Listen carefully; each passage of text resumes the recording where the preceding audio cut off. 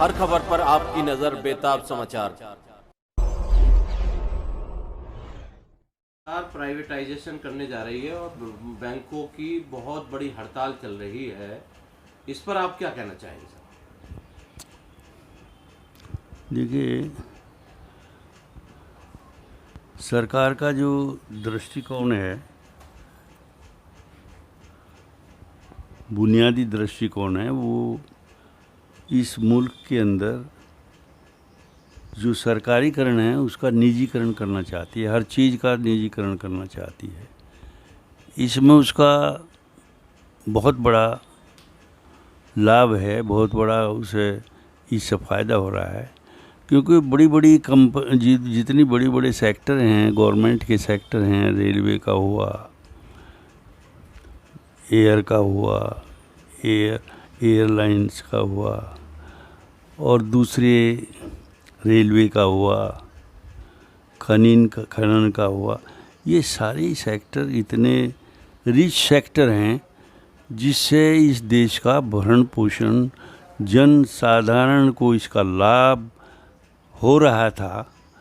लेकिन ये सरकार ऐसी कठोर और निकम्मी है कि इसका दृष्टिकोण पूंजीवादियों को पनपाना है, इस देश के अंदर पूंजीवादी व्यवस्था को लागू करना है, समाजवादी व्यवस्था का मूल रूप से नष्ट करना है।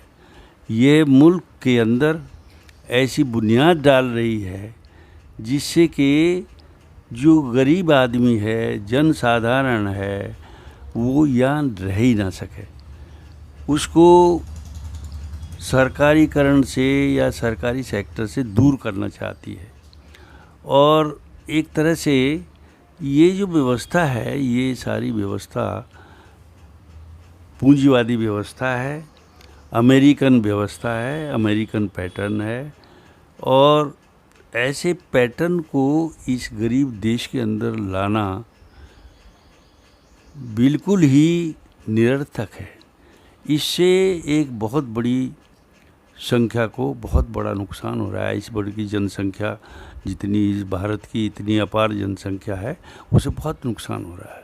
सर, ये कुछ लोग ये कह रहे हैं कि आरक्षण को समाप्त ना करके ये ऐसी व्यवस्था बनाना चाहते हैं हाँ, ताकि इसमें आरक्षण ही ना बना हाँ, अब पा देखिए, सकें। इसमें ऐसा है कि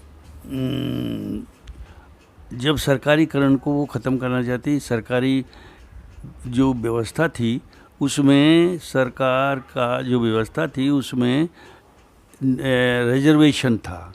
रिजर्वेशन चाहे वो एससी का हो, माइनॉरिटी का हो, ट्राइब्स का हो, ये सभी आरक्षण को समाप्त कर देगी और करना चाहती है, इसकी मंशा है। क्योंकि सरकारीकरण में तो एक वैधानिक उसे बाध्यता है कि वो उसे देना ही पड़ेगा रिजर्वेशन। लेकिन जब निजीकरण हो जाएगा, बड़े बड़े पूंजीपति जितने भी हैं इस देश के, वे सारे सेक्टर को खरीद लेंगे, तो उसकी मंशा पर ही वहाँ काम होगा, उन्हीं के आधार पर काम होगा। और वो रिजर्वेशन नाम की कोई चीज़ उनके बीच में नहीं है। वो देखेंगे कि कौन ज़्यादा काम कर सकता है या कौन हमारी यशमैन हो सकता है।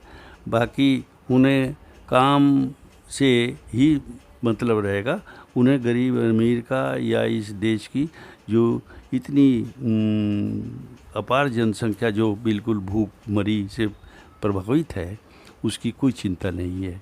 वो केवल अपने काम को देखेंगे, वो केवल अपने सेक्टर को देखेंगे, अपनी निजी संपत्ति को देखेंगे, और किसी तरह से अपने इस देश में वो निजीकरण लागू करके सरकार ये चाहती है कि इसमें एक तरह से ऐसी व्यवस्था लागू करके रिजर्वेशन का उसका सबसे पहला मुद्दा है। और इसका मामला कभी 50% रिजर्वेशन का एक सिद्धांत लाती है, कभी कुछ लाती है, कभी। तो इससे मतलब है जनसाधारण को कोई लाभ नहीं है। और ये रिजर्वेशन को बिल्कुल वास्तव में चाहे किसी भी ओबीसी की हो, देश की अर्थव्यवस्था नीचे गिर रही है और इन्होंने पार्लियामेंट को तोड़ करके नया पार्लियामेंट बनाने के लिए बजट जारी किया, नया पार्लियामेंट बनाया जा रहा है। देखिए नया पार्लियामेंट 900 करोड़ रुपए उस पार्लियामेंट हाउस में लगे हुए हैं। 900 करोड़ रुपए, इतना बड़ा वो यानी इन्वेस्टमेंट है। उस इन्वेस्टमेंट से यदि कहीं इंडस्ट्री सरकार या इंडस्ट्री या कोई ऐसी योजना बनाती जिससे कि इस देश की भुखमरी को या जो बेरोज़गार हैं उन्हें रोज़गार मिलता तो कितना अच्छा होता।